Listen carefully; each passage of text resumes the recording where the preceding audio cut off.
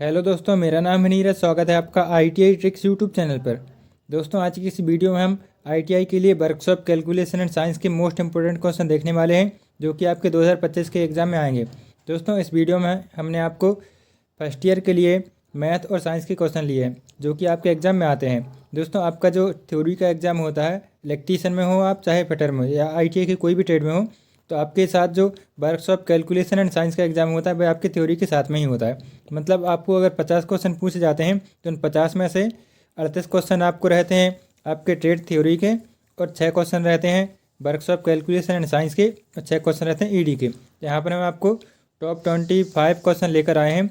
इन्हीं में से आपके एग्ज़ाम में बहुत सारे क्वेश्चन देखने को मिलेंगे। तो यहाँ पर हम आपको कुछ मैथ के क्वेश्चन सॉल्व कराएंगे और उसमें से कुछ साइंस के क्वेश्चन रहते हैं। तो आपको यहाँ 25 क्वेश्चन दिए गए हैं। इन्हीं क्वेश्चन को अगर आप सॉल्व कर लेते हैं तो आपको मैथ पढ़ने की अलग से आवश्यकता नहीं है। तो अगर आपका ITI में एडमिशन 2024 में हुआ है तो आपका जो एग्ज़ाम है वह फर्स्ट ईयर का एग्ज़ाम आपका जुलाई या अगस्त में 2025 तक होगा। तो इसकी तैयारी हम आपको इस वीडियो के माध्यम से करा रहे हैं। और अगर आपको इसका PDF चाहिए है तो PDF की लिंक आपको डिस्क्रिप्शन में दी गई है, तो आप डिस्क्रिप्शन से डायरेक्ट लिंक पर क्लिक करके इसका PDF डाउनलोड कर सकते हैं। या तो फिर आप हमारे नंबर पर व्हाट्सएप कर देना, हम आपको सीधे व्हाट्सएप पर इसका लिंक सेंड कर देंगे। और अगर आपको इसमें कोई दिक्कत आती है तो आप अपना नंबर कमेंट कर देना, हम आपको डायरेक्ट कमेंट पर इसका PDF सेंड कर देंगे। दोस्तों, इस PDF के लास्ट पेज पर इसके आंसर दिए गए हैं, तो आप उन आंसर को भी देख सकते हैं और इस PDF को प्रैक्टिस सेट के रूप में भी उपयोग कर सकते हैं। दोस्तों, इन 25 क्वेश्चन में से आपने कितने क्वेश्चन करेक्ट करे हैं भाई आप कमेंट में लिख देना, ताकि हम आपको और अगली वीडियो में इससे अच्छे क्वेश्चन सॉल्व करा सकें और हमको भी पता चल सके कि आपको कितने क्वेश्चन करेक्ट आते हैं, ताकि हम आपको अच्छे से तैयारी करा पाएंगे। तो दोस्तों, चलिए शुरू करते हैं हमारी वीडियो। देखते हैं हमारा क्या है पहला क्वेश्चन है, इकाइयों की प्रणाली के दो प्रकार कौन से हैं। इंग्लिश में लिखा हुआ है, what are the two classification of system of unit. यहाँ पर आपको पहले ही चैप्टर से एक क्वेश्चन पूछा गया है। जो आपका WCS की बुक होती है उसमें से जो पहला चैप्टर होता है सिस्टम ऑफ यूनिट, वहाँ से आपके क्वेश्चन पूछा गया है। तो आप पहला ऑप्शन देख सकते हैं, ब्रिटिश एंड मीट्रिक। दूसरा ऑप्शन है ग्रेविटेशनल एंड नॉन ग्रेविटेशनल। तीसरा ऑप्शन है फंडामेंटल एंड ड्राइव। चौथा ऑप्शन है मेट्रिक एंड इंटरनेशनल। तो आपको यहाँ पर बताना है कौन सा आंसर राइट हो जाएगा। दोस्तों, हमारा आंसर जाने से पहले आप अपना आंसर ज़रूर कमेंट कर देना। तो चलिए देखते हैं पहले क्वेश्चन का आंसर क्या हो जाएगा। पहले क्वेश्चन का ऑप्शन 3 आंसर राइट हो जाएगा, फंडामेंटल यूनिट और ड्राइव यूनिट। तो इकाइयों की दो प्रणाली कौन सी होती है, एक होता है मौलिक मात्रक होता है और एक होता है व्युत्पन्न मात्रक। तो इसका हमारा तीसरा ऑप्शन राइट हो जाएगा। दूसरा क्वेश्चन है, इनमें से मूलभूत इकाइयाँ कौन सी हैं। दोस्तों, आप जानते होंगे MKS सिस्टम जब आप पढ़ते हैं, CGS सिस्टम पढ़ते हैं और FPS सिस्टम पढ़ते हैं, तो वहाँ पर आप क्या बताते हैं, सबसे पहले लंबाई होता है, उसके बाद द्रव्यमान होता है, लास्ट में क्या होता है, समय होता है। तो हमारे दूसरे क्वेश्चन का क्या आंसर हो जाएगा, लेंथ, मास एंड टाइम। तो इसका हमारा दूसरा ऑप्शन राइट हो जाएगा, लंबाई, द्रव्यमान और समय। तीसरा क्वेश्चन है, MKS प्रणाली में M अक्षर का क्या दर्शाता है। तो MKS में M का क्या मतलब होता है, मीटर होता है। K का मतलब क्या होता है, किलोग्राम होता है। और इसका मतलब क्या होता है, सेकंड होता है। तो MKS में M अक्षर का मतलब क्या हुआ, मीटर। तो तीसरे क्वेश्चन का हमारा दूसरा ऑप्शन राइट हो जाएगा। चौथा क्वेश्चन देखते हैं। यहाँ पर आपको ये क्वेश्चन दिया गया, इसको आपको सॉल्व करना है, मैथ से संबंधित क्वेश्चन है। यहाँ पर आप देख सकते हैं लिखा हुआ 14x + 3y + 25x + 2y, इसका मान क्या होगा। तो आप देख सकते हैं जहाँ पर x लिखा गया है, आप x वाले को x में जोड़ दीजिए और y वाले को y में जोड़ दीजिए। जैसे 14x है और 25y दोनों को जोड़ के क्या होगा, तो हो जाएगा 39x। और 3y और 2y को जोड़ेंगे तो क्या हो जाएगा, 5y। तो और दोनों के बीच में क्या, प्लस का निशान आएगा। तो हमारे चौथे क्वेश्चन का ऑप्शन 2 राइट हो जाएगा। पांचवा क्वेश्चन देखते हैं, 1 इंच में कितने mm होते हैं। दोस्तों, यह क्वेश्चन तो ITI के एग्जाम में बहुत बार पूछा गया है, कम से कम 100-200 बार एक क्वेश्चन पूछा गया, क्योंकि ये बहुत इंपॉर्टेंट क्वेश्चन है। तो 1 इंच में कितने mm होते हैं, तो भाई होते हैं 25.4 mm। और mm से संबंधित एक और क्वेश्चन आता है कि 1 इंच में कितने सेंटीमीटर होते हैं। तो उसका आंसर क्या लगाना है, 2.54 सेंटीमीटर। ठीक है, तो पाँचवें क्वेश्चन का हमारा ऑप्शन 2 राइट हो जाएगा, 25.4 mm। छठवा क्वेश्चन है, 0.00659 दशमलव भिन्न को साधारण भिन्न में बदलें। तो अगर हमें इसको दशमलव भिन्न को साधारण भिन्न में बदलना है, डेसिमल को फ्रैक्शन में बदलना है, तो क्या करते हैं, जितने दशमलव के बाद यहाँ पर आपको अंक दिख रहे हैं उतने आप बटे में 0 लगा दीजिए। जैसे यहाँ पर आप देख सकते हैं दशमलव के बाद 6 अंक हैं, तो इसके बटे में दशमलव के बाद क्या करना है, 6 जीरो लगा देना है। तो आप देख सकते हैं कि इसका क्या होगा, इसका आंसर ऑप्शन 4 दिया गया है, ये इसका राइट आंसर हो जाएगा। दशमलव के बाद यहाँ पर 6 अंक दिए गए हैं, तो दशमलव के आप देख सकते हैं इसमें देख सकते हैं नीचे कितने 6 जीरो हैं। तो छठवें क्वेश्चन का हमारा चौथा ऑप्शन राइट हो जाएगा। 7वां क्वेश्चन है, what is the square root of 529? 529 का वर्गमूल क्या होता है? तो आपको ITI में कम से कम 25 तक के वर्गमूल याद कर लेना है। तो 529 किसका होता है, वह होता है 23 का वर्गमूल। तो इसका हमारा दूसरा ऑप्शन राइट हो जाएगा। 8वां क्वेश्चन देखते हैं, 45 डिग्री सेल्सियस को फ़ारेनहाइट में परिवर्तित कीजिए। दोस्तों आपको यह क्वेश्चन एक ना एक एग्जाम में देखने मिल ही जाता है, क्योंकि यहाँ पर आपको ये कन्वर्जन से संबंधित क्वेश्चन है। यहाँ पर आपको सेल्सियस को फ़ारेनहाइट में बदलना है। और एक और क्वेश्चन आपको आ सकता है ITI के एग्जाम में, सेल्सियस पैमाने को केल्विन में बदलना। तो यहाँ पर आपको जैसे फ़ारेनहाइट में पूछेगा तो इसका फार्मूला क्या होता है, मैं यहाँ पर आपको लिख देता हूँ। दोस्तों इस तरीके के क्वेश्चन को सॉल्व करने के लिए आपको एक फार्मूला याद करना पड़ेगा, जो फार्मूला है F-32/9 बराबर C/5। तो यहाँ पर आपको जैसे C का मान दिया गया है 45 डिग्री सेल्सियस, तो आप C की जगह 45 रखेंगे, और ये जो यहाँ पर बटे में दिया गया इसको आप क्रॉस मल्टीप्लाई करके इसको सॉल्व करेंगे। तो F का मान कितना आ जाएगा, 113 डिग्री फ़ारेनहाइट। तो हमारे 8वें क्वेश्चन का डी ऑप्शन राइट हो गया। 9वां क्वेश्चन है, 0.456 को प्रतिशत में बदलिए। दोस्तों यहाँ पर यह क्वेश्चन आपको सॉल्व करना पड़ेगा। अगर आपको डेसिमल को फ्रैक्शन में बदलना होता है तो क्या करते हैं, आप 100 से भाग देते हैं। तो इसका हम जब सॉल्व करेंगे तो इसका आंसर क्या आ जाएगा, 45.6% इसका आंसर आ जाएगा। तो हमारे 9वें क्वेश्चन का पहला आंसर राइट हुआ। अब 10वां क्वेश्चन देखते हैं, 0.01 का वर्ग क्या है। यहाँ पर आपको स्क्वायर बताना है 0.01 का। स्क्वायर निकालने के लिए अपन क्या करते हैं, उसी संख्या में गुणा करते हैं। जैसे आप देख सकते हैं 0.01 का आप गुणा करेंगे 0.01 में, तो क्या आंसर आएगा, 0.0001। मतलब 2 अंक, दशमलव के बाद अगर 2 अंक हैं तो यहाँ पर आंसर में क्या आएगा, इसका वर्ग करेंगे तो दशमलव के बाद 4 अंक आ जाएंगे। तो हमारे 10वें का तीसरा ऑप्शन राइट हो जाएगा।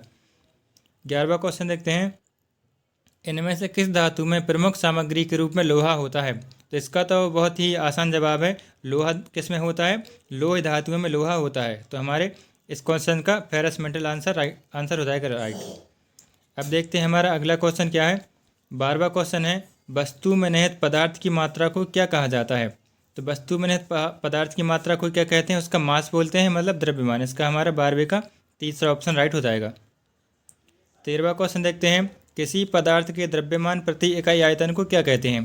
दोस्तों यह क्वेश्चन आपको बहुत ही इंपॉर्टेंट है, क्योंकि ये फार्मूला आपको एग्जाम में पूछा जाता है। यहाँ पर आपको पूछा गया घनत्व का फार्मूला क्या होता है, द्रव्यमान बटे आयतन। तो इसका हमारा 13वें क्वेश्चन का ऑप्शन 3 राइट हो जाएगा। डेंसिटी बराबर क्या होता है, मास अपॉन वॉल्यूम। अब देखते हैं 14वां क्वेश्चन, ऊष्मा की SI इकाई क्या है। तो ऊष्मा का SI मात्रक क्या होता है, जूल होता है। तो इसका आपको कैलोरी नहीं लगाना आंसर, SI यूनिट क्या होता है हीट का, वही होता है जूल होता है। तो इसका हमारा दूसरा ऑप्शन राइट होता है। 15वां क्वेश्चन देखते हैं, पानी की विशिष्ट ऊष्मा का मान क्या है। दोस्तों यह क्वेश्चन बार बार रिपीट होता है ITI के एग्जाम में, आपको इसको जरूर याद कर लेना है। पानी की स्पेसिफिक हीट क्या होती है, 1 होती है। तो इसका हमारा चौथा ऑप्शन राइट हो जाएगा। 16वां क्वेश्चन देखते हैं, पानी का क्वथनांक क्या होता है, बॉइलिंग पॉइंट ऑफ वाटर। तो वाटर कितने डिग्री सेल्सियस पर उबलने लगता है, वह होता है 100 डिग्री सेल्सियस पर उबलने लगता है। बहुत ही कॉमन सवाल है ये। तो 16वें का हमारा तीसरा ऑप्शन राइट हो जाएगा। 17वां क्वेश्चन देखते हैं, ये आपको फ्रैक्शन से संबंधित एक सवाल पूछा गया है, 5:15 समानुपात 8 क्या होगा, यहाँ पर आपको बताना है। तो आप देख सकते हैं 5 का क्या संबंध है 15 से, 5 से 3 गुना हो रहा है 15, 5 दिया 15। तो 8 से भी आपको 3 गुना जो अंक आएगा भाई आपको लेना है। तो 8 से 3 गुना क्या होता है, 8 या 24। तो इसका हमारा चौथा ऑप्शन राइट हो जाएगा। 18वां क्वेश्चन देखते हैं, 625। 18वां क्वेश्चन है, एक वर्ग की भुजा क्या होगी जिसका क्षेत्रफल 625 मिलीमीटर स्क्वायर है। तो अगर आपको किसी भी वर्ग का क्षेत्रफल निकालना होता है तो आप क्या करते हैं, जैसे कोई एक वर्ग दिया गया है, उसका अगर आपको क्षेत्रफल निकालना है तो क्या करते हैं, उसका जो भुजा होती है उसका आप वर्ग कर देते हैं। मतलब A स्क्वायर होता है वर्ग का क्षेत्रफल। तो अगर A स्क्वायर दिया गया है, मतलब जो 625 है वह किसी न किसी संख्या का स्क्वायर है। तो वह किसका स्क्वायर है वह आपको बताना है, वो होता है 25 का स्क्वायर होता है 625। मतलब उस जो वर्ग है, जो स्क्वायर दिया गया है, उसका एक साइड 25 mm है, तभी उसका क्षेत्रफल 625 mm आ रहा है। ठीक है, तो इसका हमारा ऑप्शन 3 राइट हो जाएगा। 19वां क्वेश्चन है, एक आयत का परिमाण क्या होगा जिसकी लंबाई एवं चौड़ाई 20 सेंटीमीटर व 18 सेंटीमीटर है।